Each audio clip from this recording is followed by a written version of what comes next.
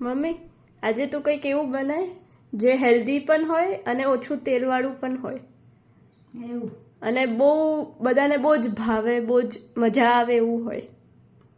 ચાલો તો આપણે રેસીપી શરૂ કરીએ. તો જો આ છે ને સૂજી રવો તમે કંઈ પણ લઈ શકો, બરાબર.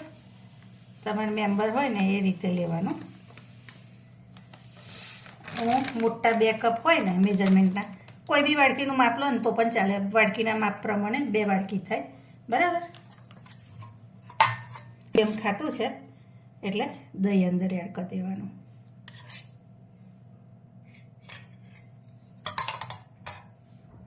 હવે આને આપણે બેટરને આવી રીતે રેડી કરી લેવાનું. હવે આમાં થોડુંક થોડુંક આવી રીતે પાણી રેડતું જવાનું અને બેટર તૈયાર કરતું જવાનું. ખાલી એટલું યાદ રાખવાનું કે બેટર છે ને બહુ ઢીલું ના થઈ જવું જોઈએ, બરાબર. એટલું યાદ રાખવાનું ને બરાબર આને મિક્સ કરી લેવાનું. તો જો ફ્રેન્ડ્સ, આટલું ઘટ્ટું એને રવા દેવાનું. હવે એને આપણે 10 મિનિટ રેસ્ટ આપીશું. 10 મિનિટ પછી જોઈએ. તો જો ફ્રેન્ડ્સ, 10 મિનિટ થઈ ગઈ છે. હવે આ ઘટ્ટું થઈ ગયું છે. આપણે થોડુંક એમાં પાણી એડ કરીશું.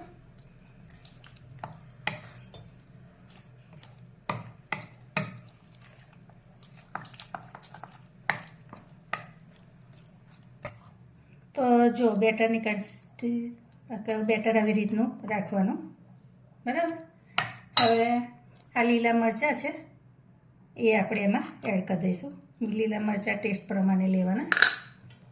હવે આ બધા શાકભાજી લીધા છે. ડુંગળી છે, કે કોબીજ છે, પછી ગાજર છે, ધાણા છે અને કેપ્સિકમ છે. આ થોડુંક થોડુંક અત્યારે હું અડધું અડધું અંદર એડ કરી દઈશ. આ ધાણા છે એ પણ એડ કરવાના. કેપ્સિકમ બધા જ લઈ લઈશ અને ડુંગળી થોડીક લઈ લઈશ. હવે આ બધું પહેલાં આપણે મિક્સ કરી લેવાનું.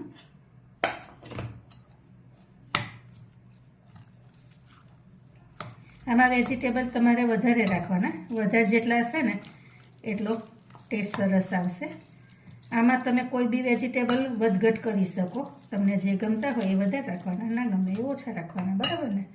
હવે લાગે છે તો હું બીજા એડ કરી દઈશ.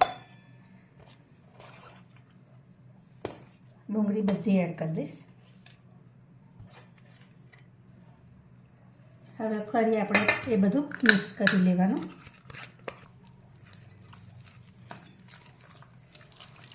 તો જો આવી રીતે આપણે બધું પ્રોપર મિક્સ કરી લેવાનું.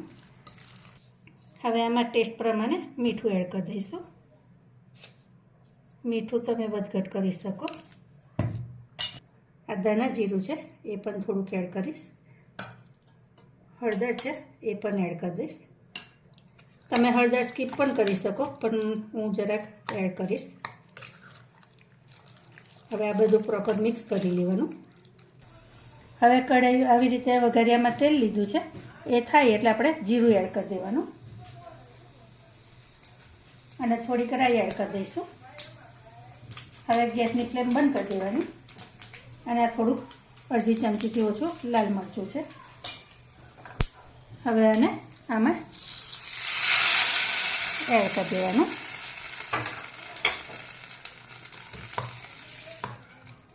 તમે એકવાર આ રીતે બનાવજો, સરસ ટેસ્ટ આવશે. હવે આ સોડા લીધો છે એ આપણે મૂકશું. એના પર થોડુંક પાણી એડ કરી દેવાનું અને એને મિક્સ કરી લેવાનું.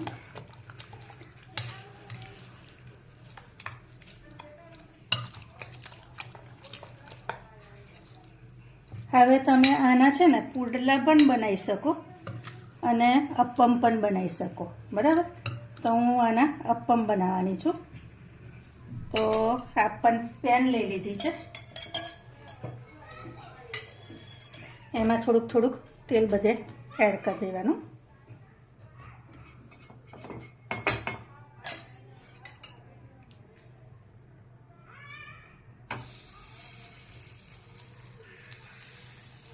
આવી રીતે બધા ખાનામાં આપણે અપ્પમને ફિલ કરી દેવાનું.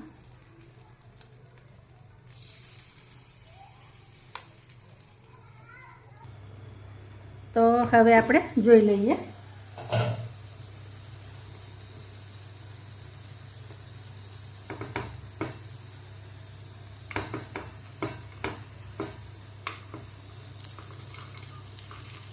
આવી રીતે બધાને ઉલટ પુલટ કરી લેવાના.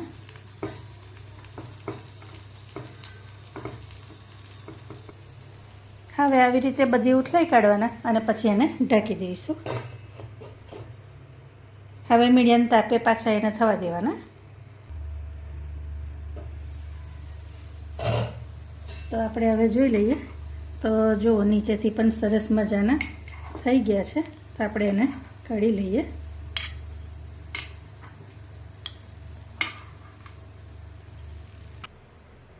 તો જો ફ્રેન્ડ્સ, મસ્ત મજાના અપ્પમ રેડી છે, મિક્સ વેજ અપ્પમ. તો તમે પણ આ રીતે ચોક્કસથી બનાવજો. ચાલો, તો નવી રેસીપી સાથે ફરીથી મળીશું. Thank you.